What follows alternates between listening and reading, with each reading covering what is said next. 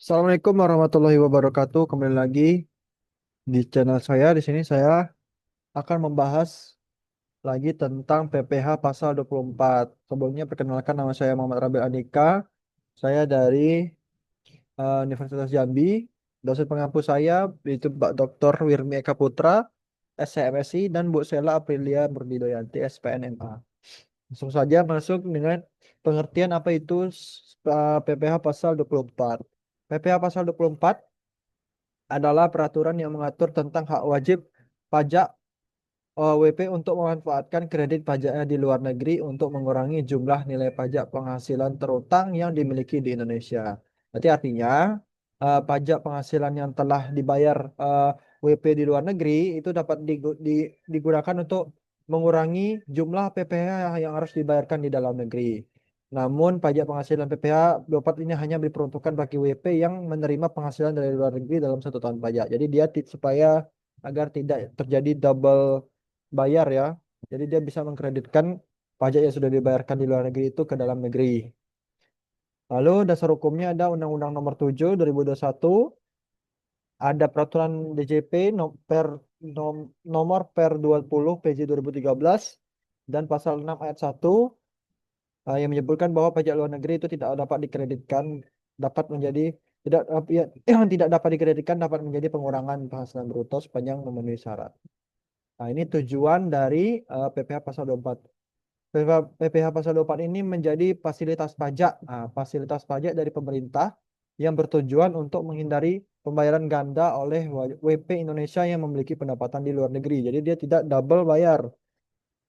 Lalu ketentuan ini tertuang dalam pasal 24 ayat 1 Undang-Undang Nomor 36 Tahun 2008 tentang perubahan keempat atas Undang-Undang Nomor 7 Tahun 1983 tentang pajak penghasilan yang berbunyi pajak yang dibayar atau terutang di luar negeri atas penghasilan dari luar negeri yang diterima atau diperoleh WP dalam negeri boleh dikreditkan terhadap pajak yang terutang berdasarkan undang-undang ini dalam tahun pajak yang sama. Ini harus tahun pajak yang sama. Lalu ini objeknya ada pendapatan dari saham dan surat berharga lainnya serta keuntungan dari pengalihan saham dan surat berharga lainnya. Lalu penghasilan berupa bunga royalti, sewa sehubungan dengan penggunaan harta bergerak, penghasilan berupa sewa sehubungan dengan penggunaan harta tidak bergerak, ada penghasilan berupa imbalan sehubungan dengan jasa, pekerjaan dan kegiatan, lalu ada penghasilan dari badan usaha tetap di luar negeri, ada penghasilan dari pengalihan hak penambangan atau pembiayaan atau pemodalan perusahaan pertambangan di luar negeri, ada keuntungan dari pengalihan harta tetap di luar negeri, ada keuntungan dari pengalihan harta dari badan usaha tetap di luar negeri. Ini adalah objek-objeknya. Lalu ada tarifnya. Dia ini tidak memiliki tarif. Jadi dia itu digunakannya tuh tarif yang digunakannya adalah tarif PPh yang berlaku atas penghasilan di luar negeri sesuai statusnya. Dia statusnya WP atau badan, orang pribadi atau badan atau BUT. Nah, itu dia ngikutin tarif itu, tidak ada tarif khususnya. Lalu PPh pasal 24 hanya berfungsi sebagai mekanisme pengkreditan pajak luar negeri terhadap PPh terutang di Indonesia. Subjek eh subjek pemotongan PPh pasal 24 ini wajib pajak dalam negeri, WDPN yang menerima penghasilan dari luar negeri dan dikenakan pajak di negara sumber. Lalu termasuk di dalamnya orang pribadi yang tinggal di Indonesia, tapi dia mendapat penghasilan di luar negeri. Lalu BUT, badan usaha yang berkedudukan atau didirikan di Indonesia dan memiliki kegiatan usaha atau investasi di luar negeri. Misalnya PT yang punya cabang di luar negeri, anak perusahaan di luar negeri. Mekanisme, ini mekanismenya itu pertama penghasilan diperoleh dari luar negeri. WP dalam negeri menerima penghasilan dari luar negeri yang juga dikenakan pajak, misalnya dividen, bunga, royalti, laba, dan laba usaha. Terus pajak dibayar atau terutang di luar negeri, nanti WDPN membayar atau memiliki kewajiban membayar pajak di negara tempat dia menerima penghasilan. Lalu pajak itu harus dapat dibuktikan secara sah melalui bukti pembayaran, surat ketetapan pajak luar negeri, dan dokumen lainnya. Lalu ada perhitungan batas maksimalnya.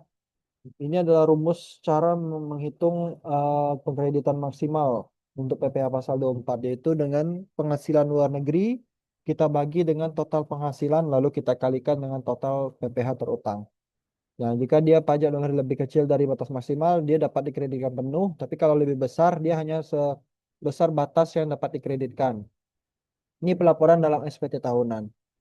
WDPN melaporkan penghasilan luar negerinya dikreditkan pajak dalam SPT tahunan PPh orang pribadi atau badan, lalu melampirkan dokumen pendukung, bukti pembayaran, perhitungan, dan lain-lain. Lalu ada verifikasi oleh DJP, dia memverifikasi keabsahan buktinya, kesesuaian penghasilan dan yang dilaporkan, dan ketetapan perhitungan kreditnya. Ini ada contoh soal. PT Jaya selalu pada 2025 memperoleh pendapatan neto di dalam negeri sebesar 50 miliar. Dan dari luar negeri dia dapat 10 miliar. Dengan asumsi pajak di luar negeri itu tarifnya itu 20%. Maka total penghasilan PT Jaya Selalu itu tercatat adalah 60 miliar. Tambah pendapatan dari luar negeri dan dalam negeri ditambahkan. Nah, maka dari dapat 60 miliar. Karena lalu kemudian tarif PPh badan yang berlaku saat ini adalah 22%. Sehingga perhitungan PPh terutangnya sebagai berikut. Nih, tarif PPh badan, ini rumusnya yang tadi pengkreditan maksimal. Tarif pertama ini PPh badan dulu ya, untuk penghasilan negeri dalam negeri dulu. 22% ini adalah tarif badan, lalu dikali dengan penghasilan dari dalam negeri itu 50 miliar, maka hasilnya 11 miliar. Ini adalah PPh badannya, PPh terutang dalam negerinya maksudnya. Lalu PPh 24 yang dikreditkan itu rumusnya yang tadi kredit maksimal penghasilan luar negeri dibagi dengan total penghasilan lalu dikali dengan PPh terutang tadi. Maka 10 miliar dibagi dengan 60 miliar dikali dengan PPh terutang tadi 11 miliar hasilnya 1 miliar 833.333.333. Dengan demikian, ini PPh terutang yang dibayar yang telah dibayarkan PT Jaya Selalu di luar negeri sebesar 1.833.333.333 perak. Ya inilah nominalnya. Begitu cara menghitung kredit maksimalnya ya. Baik itu saja, sudah nggak ada lagi. Oh, ini ada kesimpulan. PPh Pasal 24 merupakan mekanisme penkreditan pajak luar negeri yang diberikan kepada WP dalam negeri untuk menghindari pajak berganda asal atas penghasilan luar negeri. Ketentuan ini tidak menggunakan sistem pemotongan, melainkan pengurangan PPh terutang di Indonesia sebesar pajak yang telah dibayar di negara sumber dengan batas tertentu.